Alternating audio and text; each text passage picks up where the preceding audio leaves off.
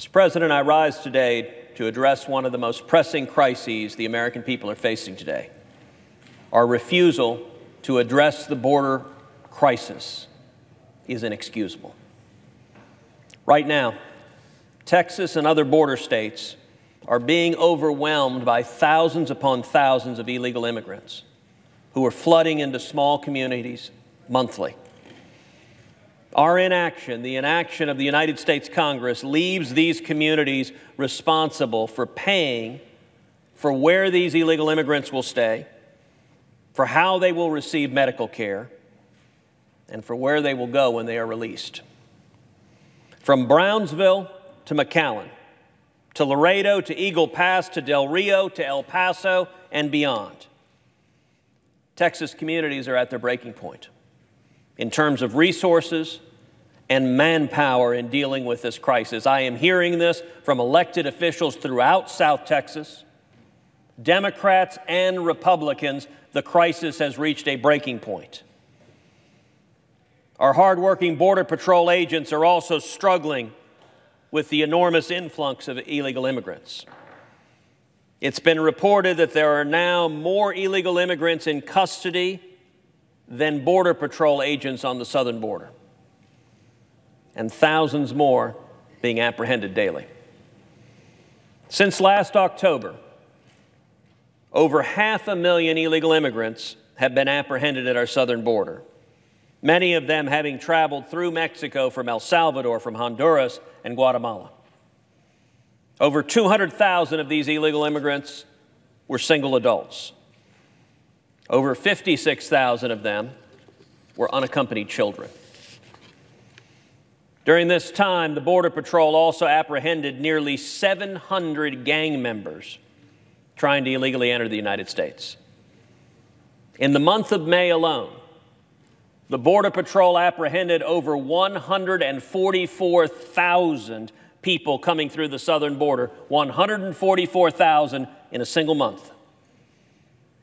If that pace were to continue for a year, we would be looking at nearly 2 million apprehensions in just 1 year. That's a staggering number of illegal immigrants for Texas and other border states to take in. Instead of acknowledging that this crisis exists, instead of doing the responsible thing and taking action, congressional Democrats instead have stubbornly clung to open border fantasies. Speaker Pelosi has called the hundreds of thousands of illegal immigrants coming through our border a, quote, manufactured crisis. Some of our colleagues on the presidential trail have called it a, quote, fake crisis and, quote, fear-mongering of the worst kind, or have said that climate change is a more serious crisis. All that I can tell them is, go to the border. The crisis at the border is very real, despite what the Democratic talking points say. Last week, I visited the Rio Grande Valley, as I have done many times in representing the state of Texas in the U.S. Senate. I toured the Rio Grande Valley Centralized Processing Center, the largest immigration processing center in the United States. I also traveled to Rincon Village, which is ground zero for illegal border crossings near Mission, Texas. What I saw there was staggering. When I was in the Rio Grande Valley, the RJV sector chief told me that in 2014, just 5 years ago, roughly 2% of single adult men crossing illegally into the Rio Grande Valley had a child with them. Today, that number is roughly 50%. 2%, all the way up to 50%. The word is out among traffickers, among smugglers, among others seeking to illegally enter the United States, that coming with a child is a get-out-of-jail-free pass. According to the Border Patrol, family unit apprehensions have increased by 463% since last year. with increases of 2,100% in El Paso and 1,034% in Del Rio. I also learned of a recent pilot program that used rapid DNA tests to discover whether these family units were real. Nearly 30% were found to be fraudulent in the Rio Grande Valley. In other words, the adults bringing kids into the United States illegally weren't related to the children. This is one of the most tragic elements of the crisis. The number of children who are being trafficked, who are being physically abused, sexually abused, and neglected. Often they're being used as pawns. But that's not all.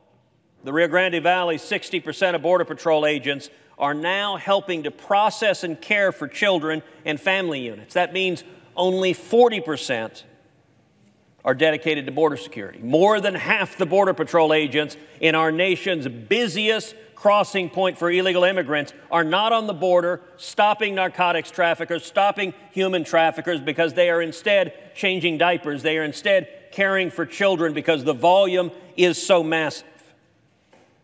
Just recently, the Rio Grande Valley sector canceled their horseback patrol because they lack the manpower, because they're instead caring for the massive influx of illegal immigrants. On average, they make 30 trips to the hospital a day. On average, in the Rio Grande Valley sector, one child is born each day to an illegal immigrant who has come over. Last week, 12 people died.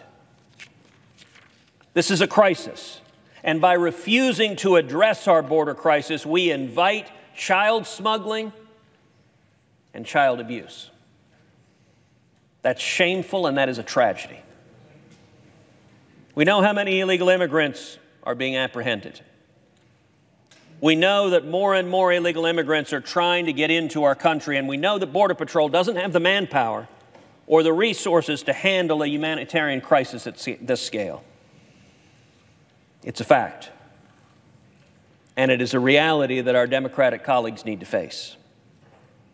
Nobody who is compassionate, nobody who wants to be virtuous, nobody who cares about other human beings would want to perpetuate what is happening at the border for even a single day. We should be angry. We should be angry at politicians who say this is a made-up crisis. We should be angry at politicians who keep the loopholes in place that ensure that more and more children, more and more little boys, more and more little girls will be abused at the hands of human smugglers. While the passage of the $4.5 billion border supplemental bill a few weeks ago was a good first step, Democrats in Congress need to finally do their job and work with Republicans and work with President Trump to secure our border. We need to build a wall. We need to enforce immigration laws already on the books. We need to reform our amnesty laws to prevent asylum abuse. And we need to support the brave men and women of the Border Patrol with all the resources they need to effectively secure the border.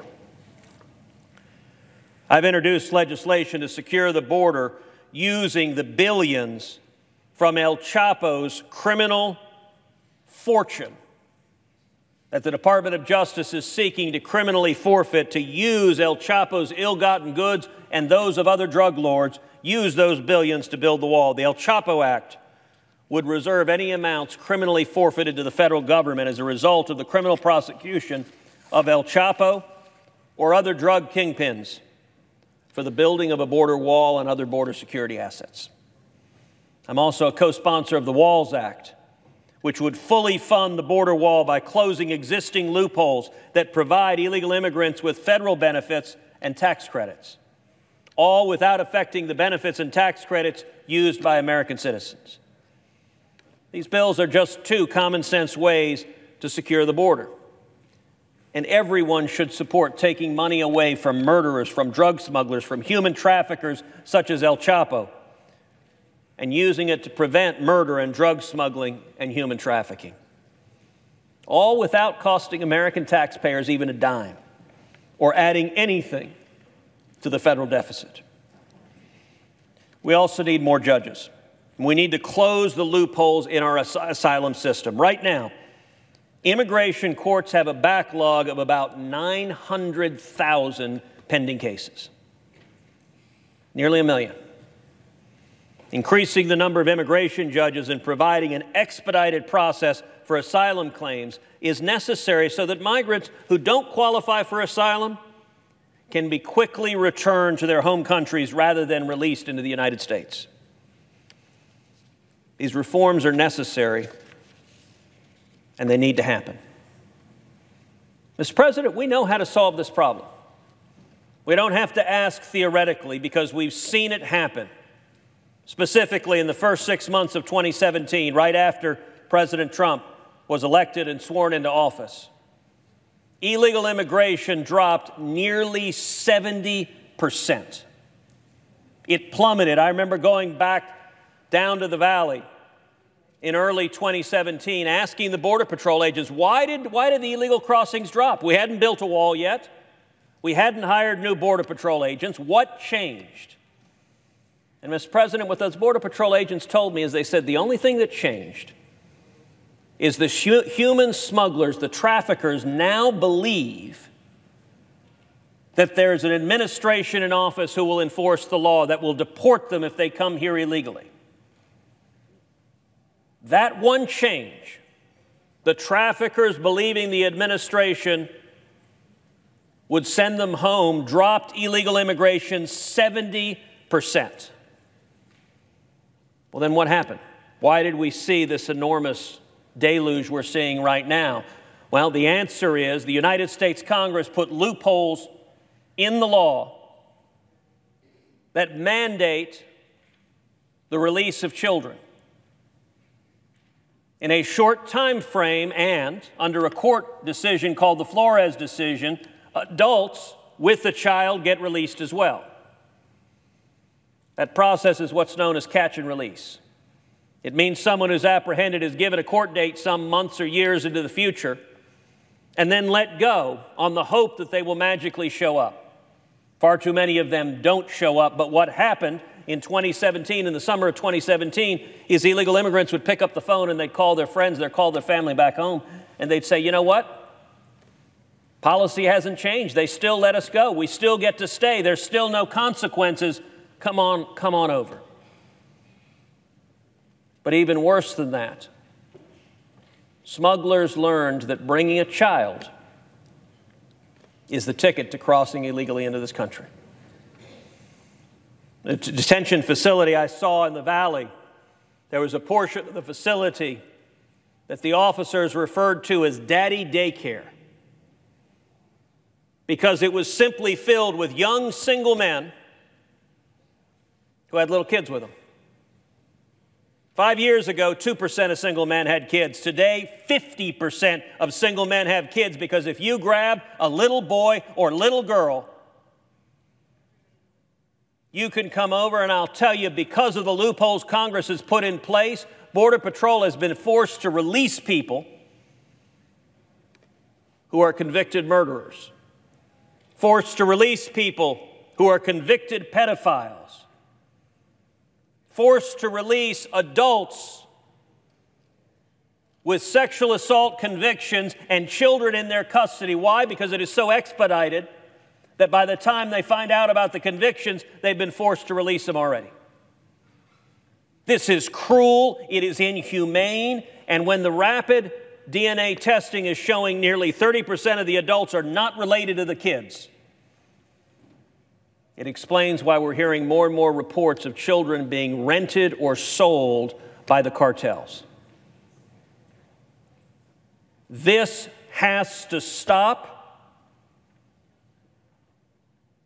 And the political posturing from Democrats running for president and Democrats in Congress refusing to solve this problem, it is past time for those games. It's time to solve this crisis. I yield the floor.